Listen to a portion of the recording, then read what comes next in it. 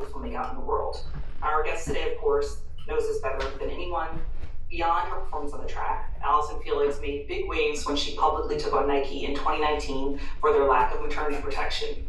Allyson now runs her own footwear company, Saysh, is a staunch supporter of gender equality, and one of the most influential voices out there on maternal rights. Joining us live from Paris, please welcome Olympic icon, Allyson Felix. Hi, thank you so much for having me. Hi, Allyson, it's great to see you, and thank you for being here with us.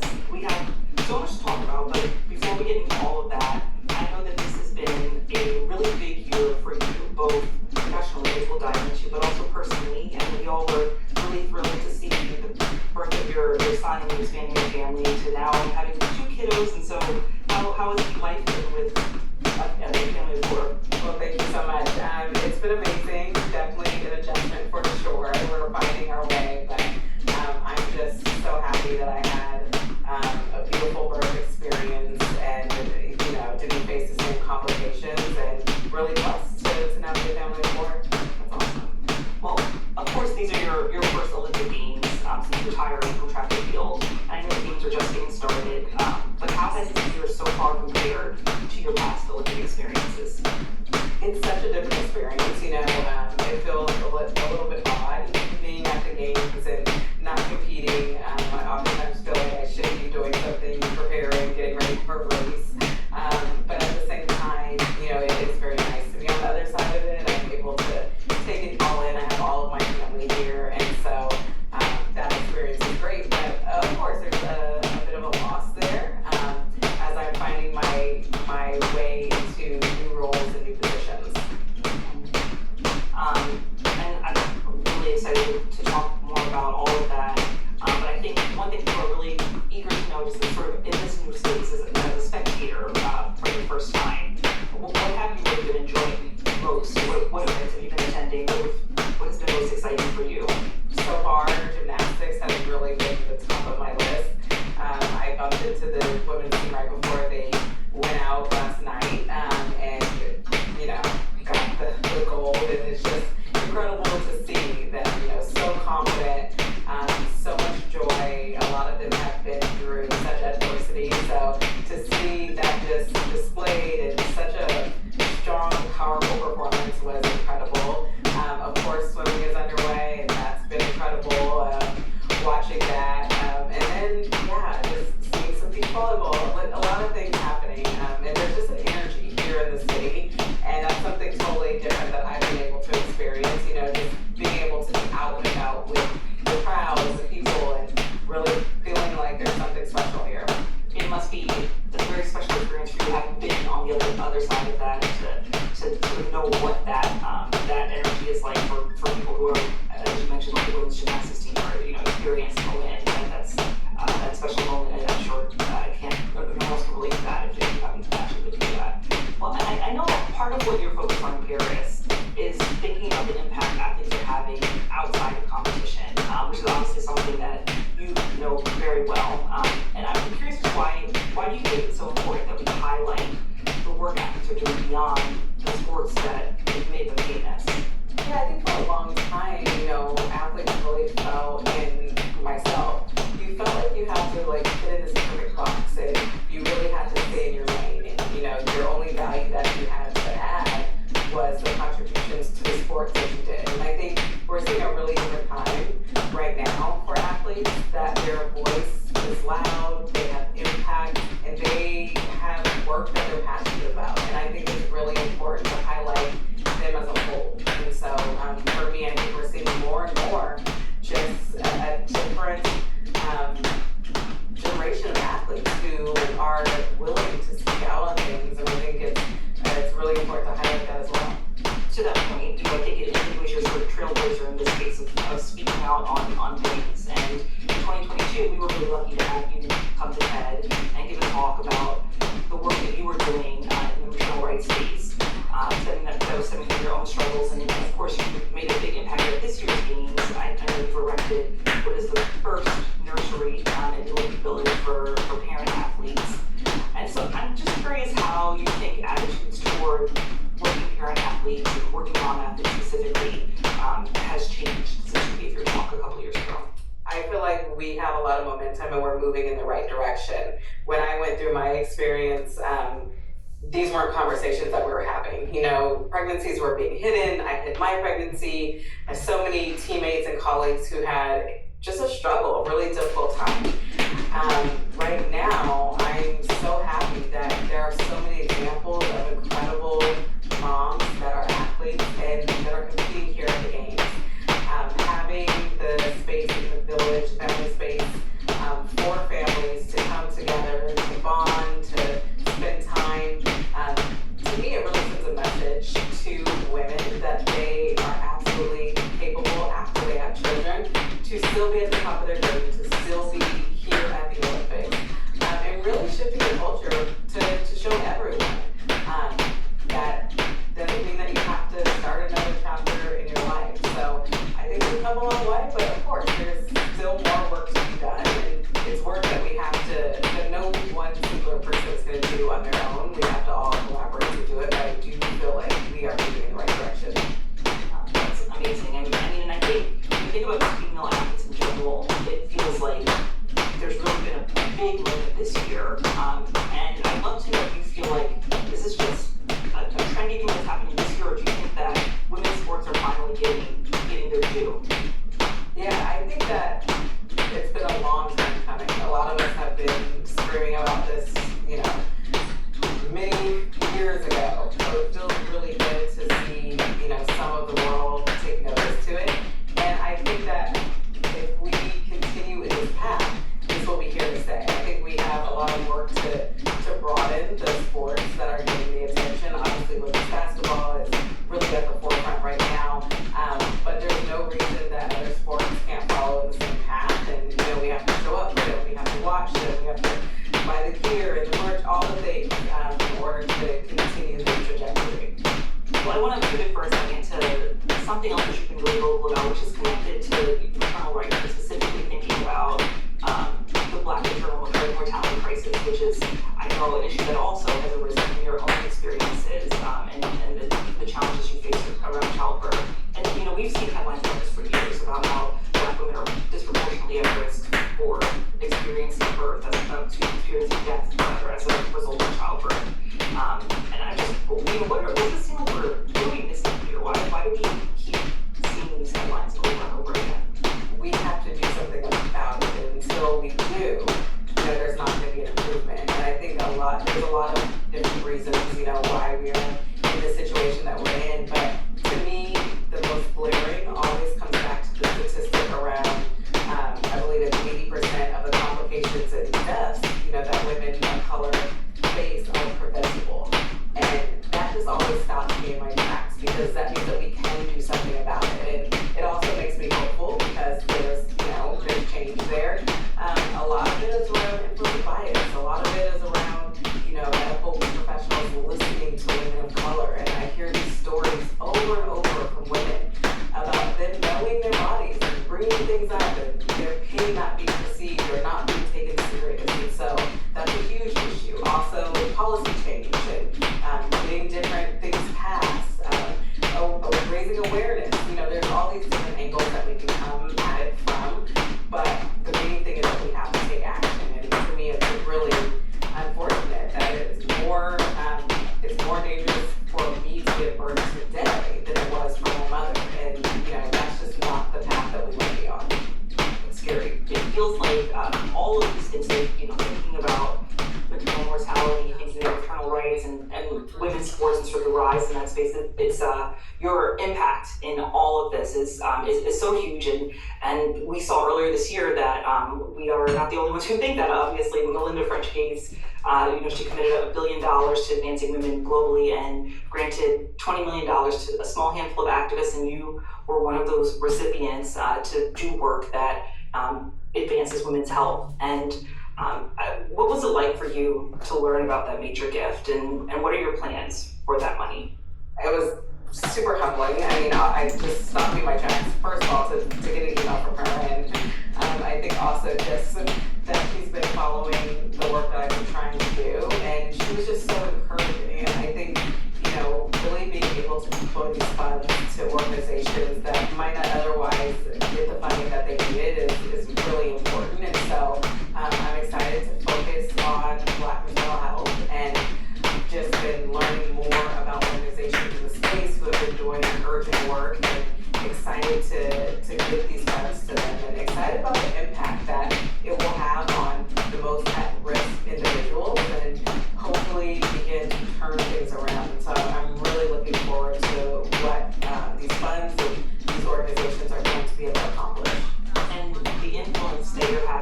in the professional right space is one thing, and then there's also thinking about the influence on the Olympic Games themselves.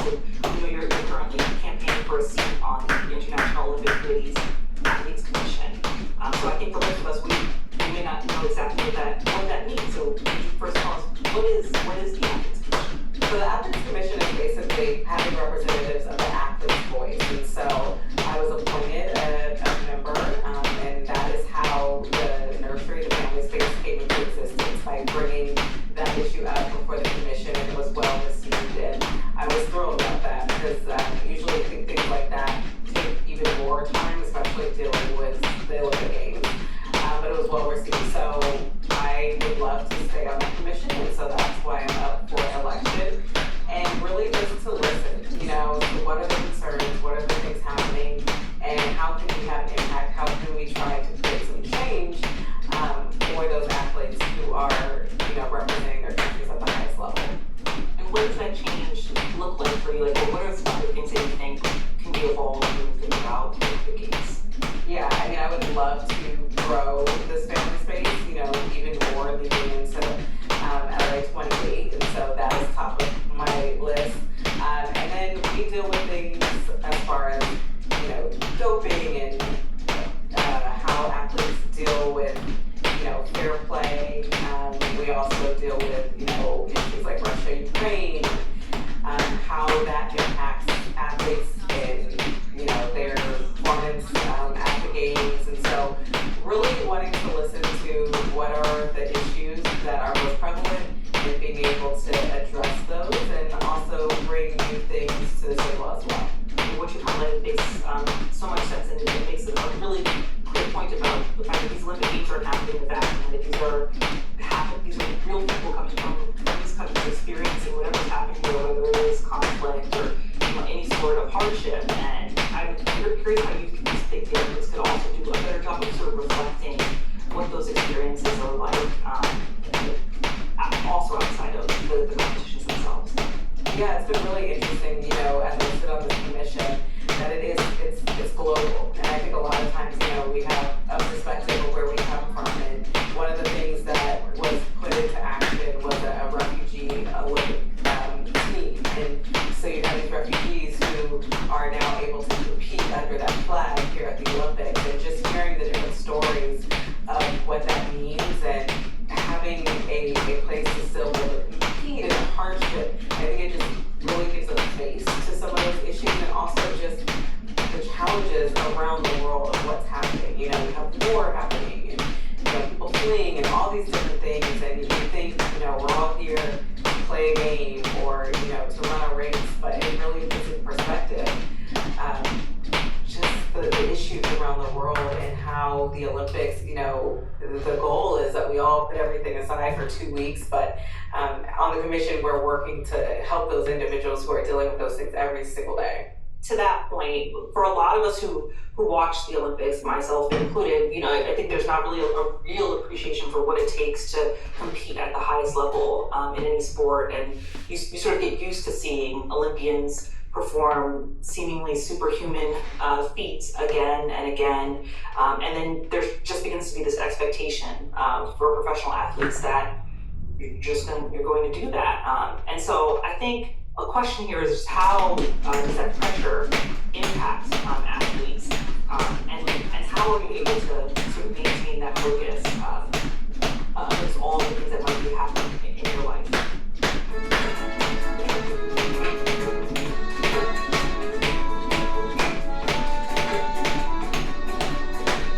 Online investing, served up however you like it.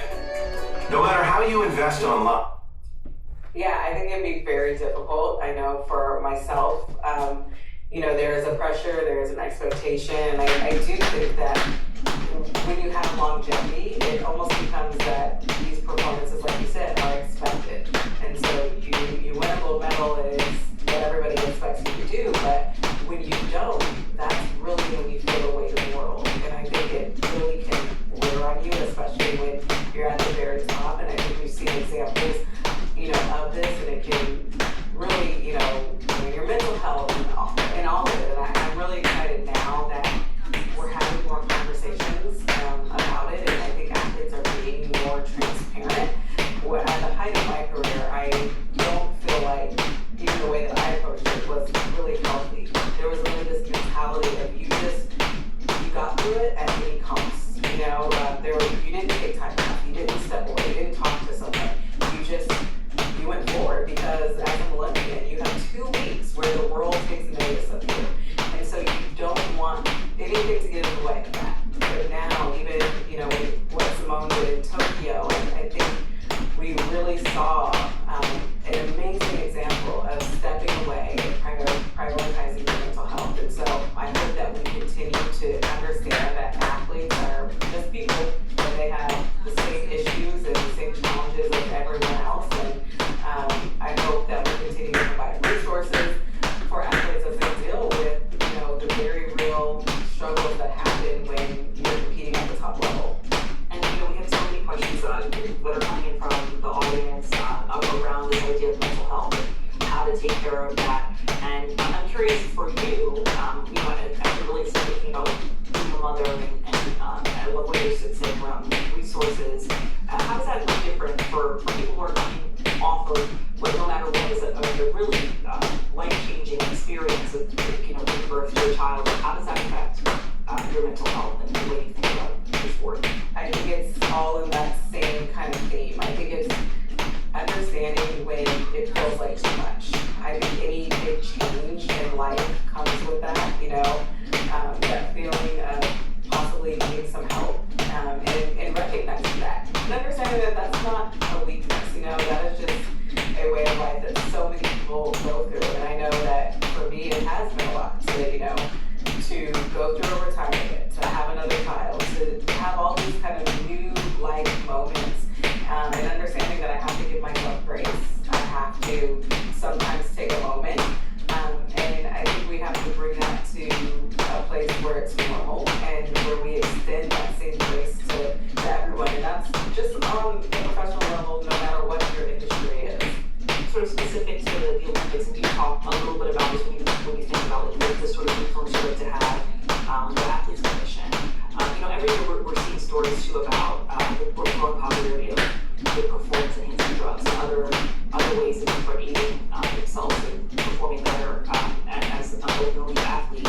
And I wonder what role you think this culture of perfectionism and you know how we're, you know, sort of putting mental health aside, what role does it play here? I think there's still that very real pressure that individuals feel to cheat. You know, I think that you see whatever the benefit is, and that there's this, you know, shortcut that you take for whatever. I think there's a number of reasons, you know, to do that, and so it's really unfortunate. And one thing that always comes to my mind when I think about doping and athletes, and a lot of these athletes are young, a lot of them, they can't go down that path by themselves. You know, there are other people who are involved and who take advantage, and I really think about that part. Like, who are the coaches and it's all about your circle, and I just don't think that that's something that you choose just solely on your own. You need help to execute that, and so I think even when I think about, you know, the Athletes Commission and how do we really, you know, change things around doping, I think about punishing other individuals who are helping athletes, you know, go down that path. And I think we really have to think more about that as well. And also the pressure that we put on individuals. You know, I think sometimes it can feel like, you know, like there's so much expectation that you want to do things out of your control, and that's always that place to start. What role do you feel like the public plays in all of this? That there's, you know, this culture is not, it starts at competitions themselves within sports, but how do we as spectators contribute to these forms, and how do we help prevent this from being a big challenge? I think, you know, we have to realize that athletes are human. I think a lot of times, even since I've retired and I've been able to take in some events, it's really been interesting because I see how this is just entertainment, you know, for people. You're watching and you're consuming it, and for a spectator, after you watch it, you go about your day and you're going on to the next thing. And I know as an athlete, you never feel like you can do that. You know, if you lose on the Olympic stage, oftentimes you feel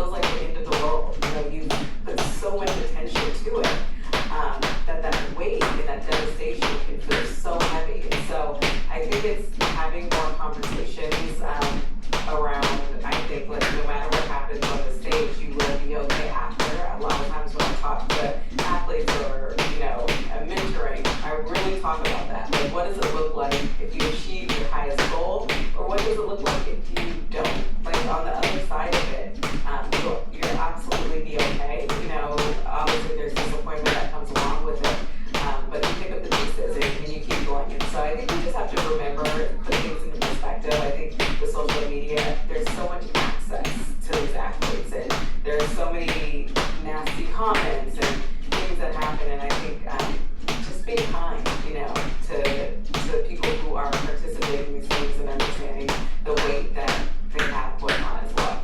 We're getting a lot of questions that are coming in, and many of them are sort of focused around this idea of the athlete's mentality and mindset, and how we can think about mental health. And so we have one, for instance, from Dana, where she says, I'm currently preparing for my first New York City marathon this year for Dana.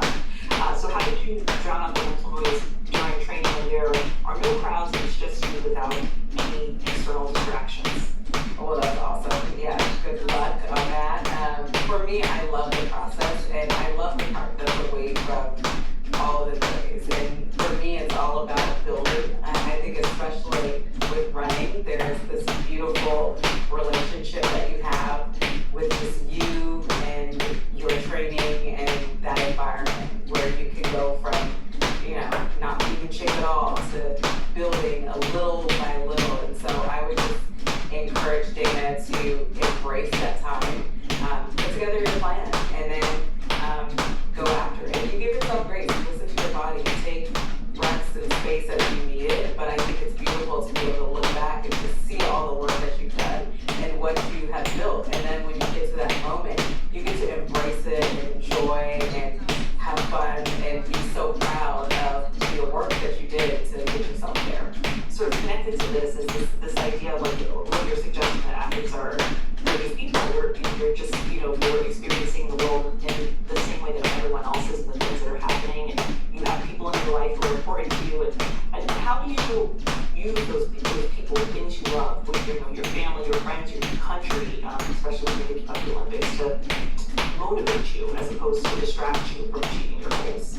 I just deeply believe that you don't accomplish anything by yourself, and that's with it in sports or without. And so to me, my team is everything. My family, my friends, they pour into me and they help me. There's the moments where you just don't want to think about training or sport or anything, and you're able to, just come and have a normal evening or a dinner or whatever the thing is, and then they build you up. But I remember in 2016, I had a really bad injury right before the Olympic trials, and it was my team that got me through it. They were the ones that uplifted me, that encouraged me, when I couldn't see the vision of how it could ever come together after this devastating injury.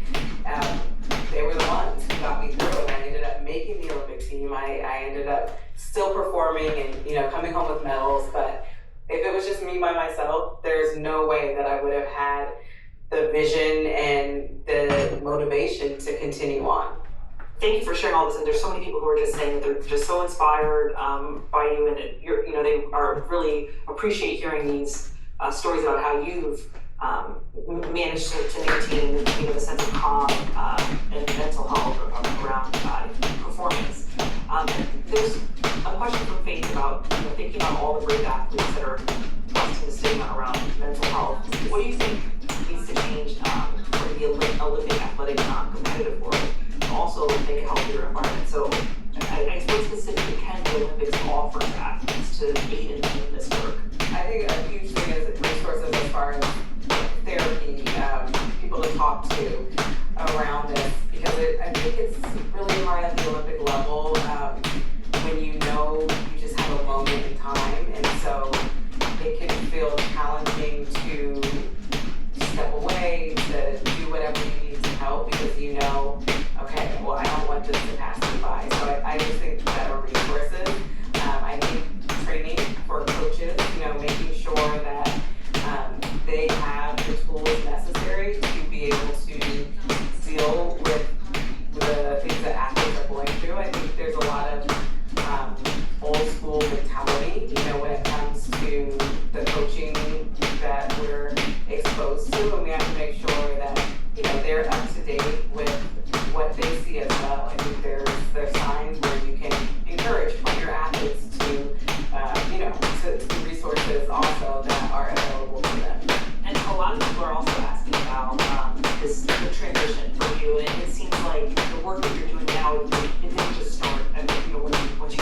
you've been doing this work in different ways prior to retirement, but how has this transition for you been going from professional athlete to what you were done? I guess how would you describe your work? Would you say that you're a full-time activist, full-time business person? I guess how do you see how do you define yourself these days?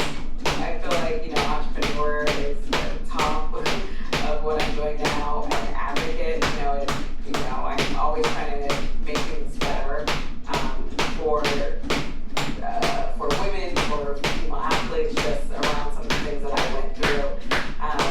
But it's definitely been a rocky transition, for sure. I think it's interesting because I kind of felt, because I had started this work before I stopped competing, and I thought, okay, well maybe I've always heard that it's really challenging, and I always imagined that it's challenging because you're trying to figure out what are your next steps. So I thought, okay, I've got my next step. This shouldn't be too hard, but it's still it's shockingly hard, and I struggle at times just because there's these great sensory blocks. I've done something for 20 years that I absolutely love, and it's an interesting feeling to see the sport continue on without you. And so it's figuring out okay, what does that mean? And working through those different feelings and approaching everything for the first time. And so I started to find my way, but it's taken a lot of work and work that I didn't expect to show up in the way that I needed to do it. And so I think a lot about just athletes as they go through this path and how they're supported. I think that you're used to such a structured, regimented schedule and a team of people helping you, and then sometimes it can feel very lonely and isolating